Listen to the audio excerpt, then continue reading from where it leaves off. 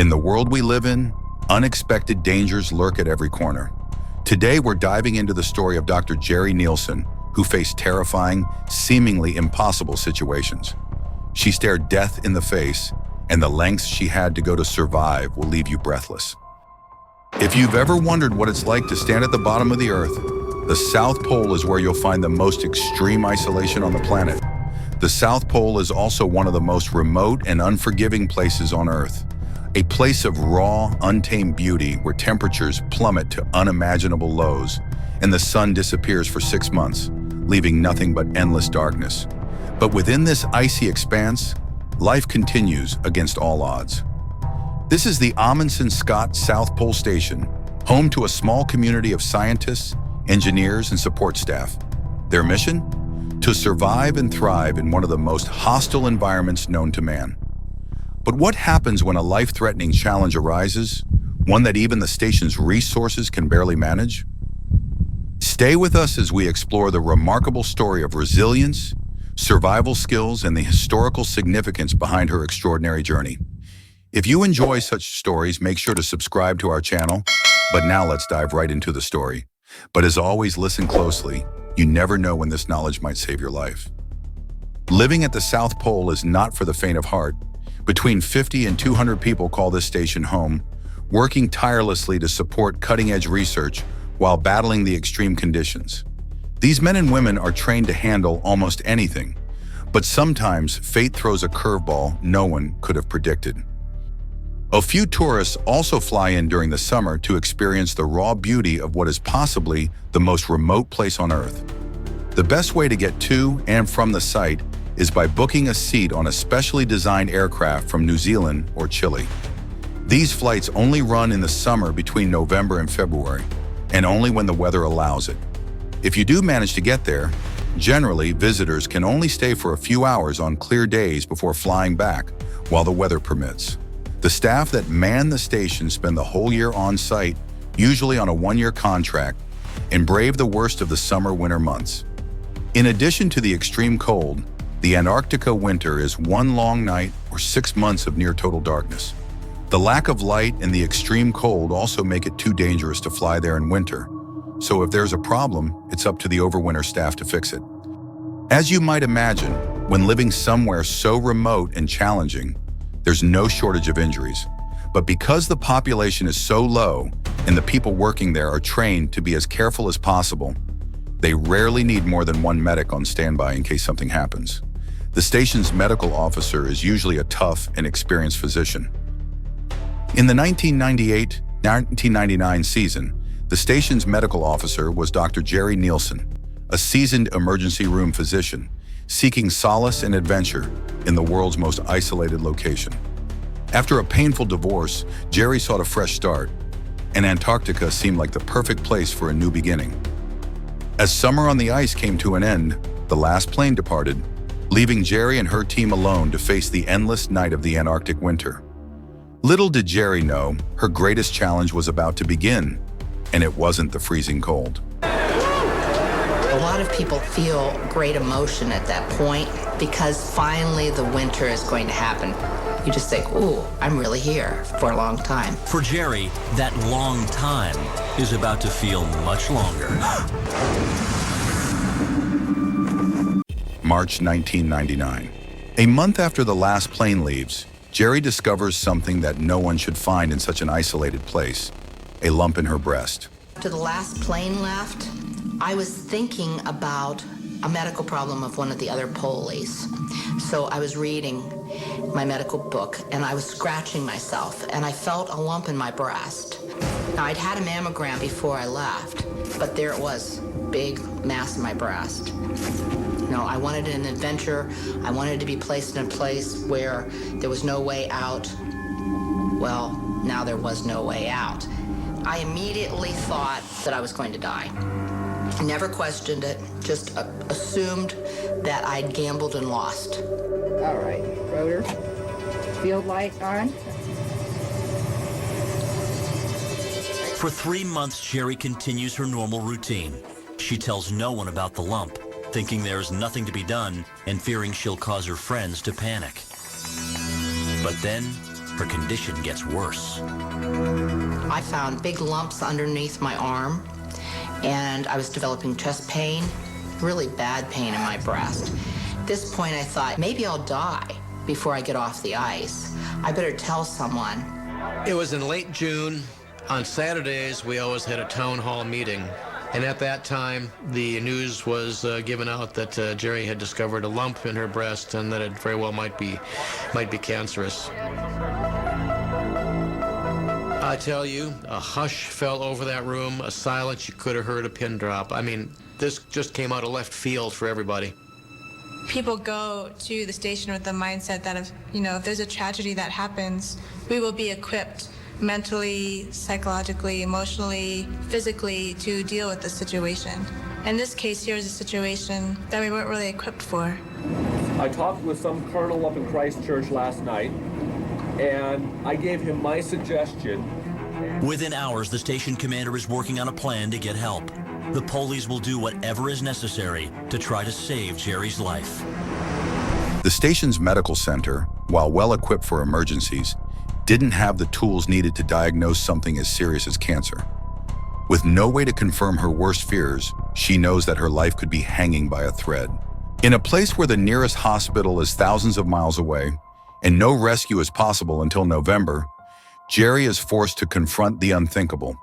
There are no mammograms, no specialists, only her and her knowledge as an ER doctor. With no way to leave and limited resources, Jerry turned to her colleagues in the US for advice. The only solution they could offer? She would have to perform a biopsy on herself. With no other options, Jerry makes a decision that would test the limits of human endurance. She decides to perform a biopsy on herself. The only person she can rely on is herself and a few fellow staff members with basic medical training. The stakes? Her life. Jerry performs a painful biopsy on herself. I had to put ice on me so that I did not have so much pain. I did use a little bit of 𝐒𝐴𝐿ocaine. We couldn't give me anything that might affect my ability to think. But after 20 attempts, nothing. The slides made from the breast tissue are unreadable. The system then was quite antiquated, but of course you can't have the kind of a hospital that you would have in a major city. But Jerry doesn't have time to despair. She reaches out to her colleagues in the United States, desperate for guidance. Their solution? An emergency airdrop, an operation fraught with danger in the unforgiving Antarctic winter. Is there anybody who hasn't heard yet that we're having an airdrop?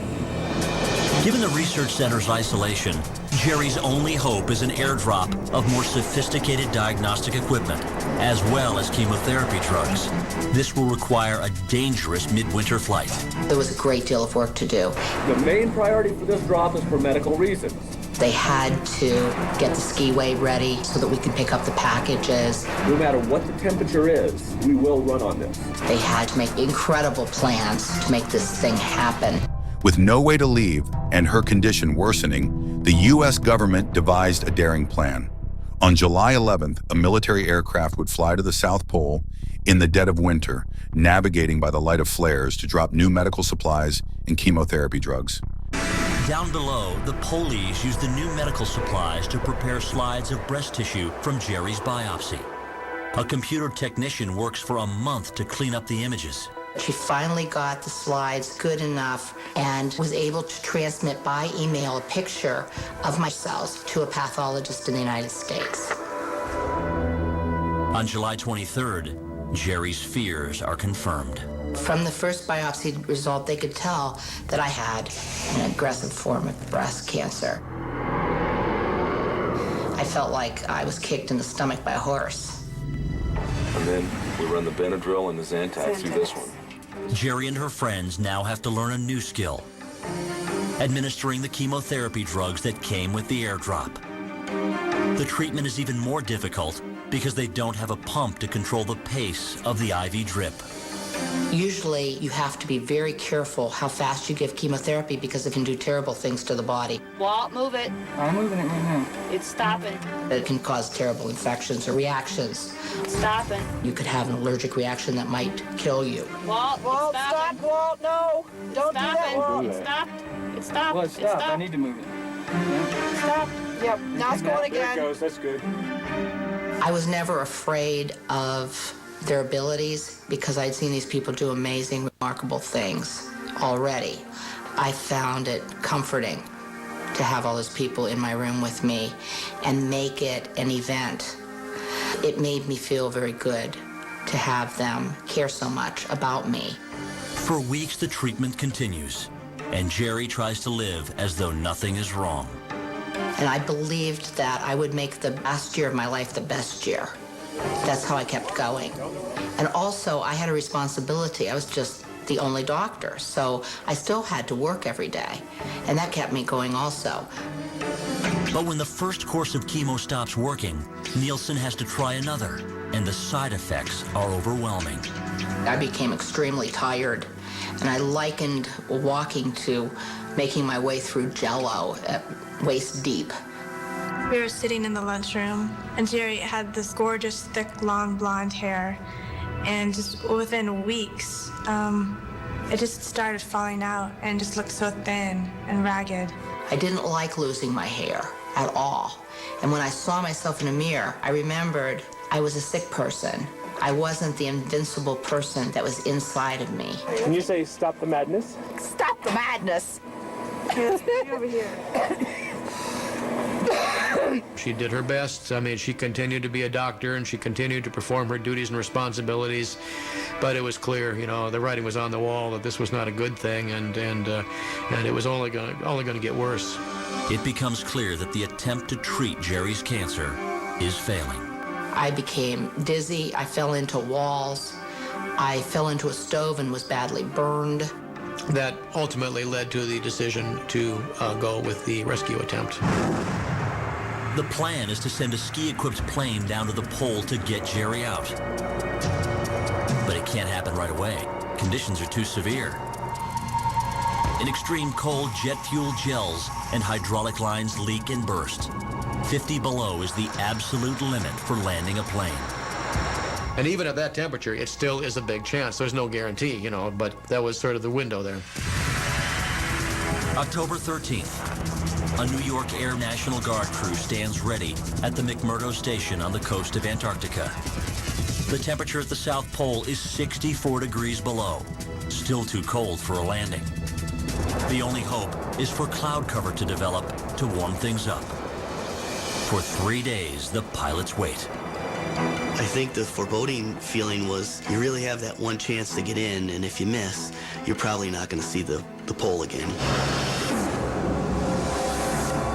So we were waiting on pins and needles for a long time, watching the temperature, doing the predictions, trying to figure out when is some kind of a front going to come through here that's going to warm it up to the point where we can actually make this happen. Finally, on October 16th, 1999, temperatures reach an acceptable range. Okay, 96 is a 9:30 takeoff for pole. 96, 9:30 takeoff. Copy all.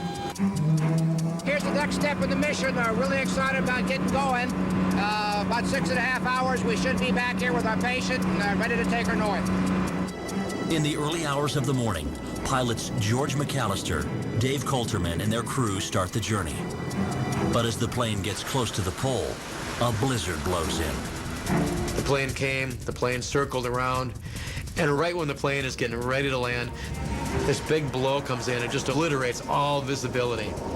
I mean, it was just like out of a book. We just couldn't believe it. It was like a whiteout, and we knew that they would abandon the mission.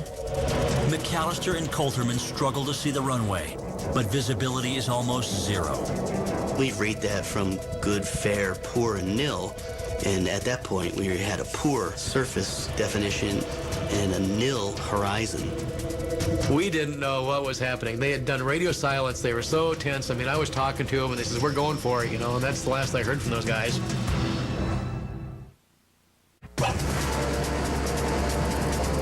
October 16th, 1999, the South Pole. A New York Air National Guard crew is trying to land a ski plane in minus 50-degree weather and blizzard conditions. The mission? To rescue Dr. Jerry Nielsen, who's suffering from an aggressive form of breast cancer. As Jerry waits on a snowmobile with her friend and co-worker John Penny, she fears the weather will make landing impossible. Big John took me out to where we would wait for the plane. he said, you know they're not coming. They can't come. And then we heard boom. And we were, what is that? And we realized, my gosh, a plane has landed right beside us. Pilots George McAllister and Dave Coulterman are almost as surprised as Jerry. We just kind of took a deep breath and erupted in this huge, screaming. We did it, we're high-fiving each other.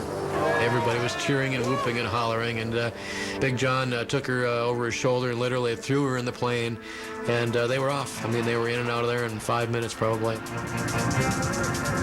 It was sad to get on that plane, but I was filled with hope when I realized that now I might make it, I may survive.